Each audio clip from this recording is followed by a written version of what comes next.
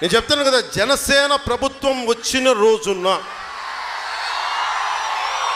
ఏ criminal అయితే మిమ్మల్ని ఏడిపించాడో వాళ్ళందరినీ బట్టలు ఉడిదూసి ఊరు కాకినాడలోని ప్రతి ఊరు గల్లీ గల్లీ సందు తిప్పిస్తాం.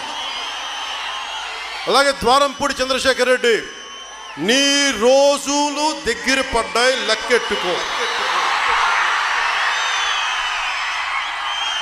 నువ్వు బలిసి కొట్టుకుంటున్నావు, నువ్వు డబ్బులు ఎక్కువై.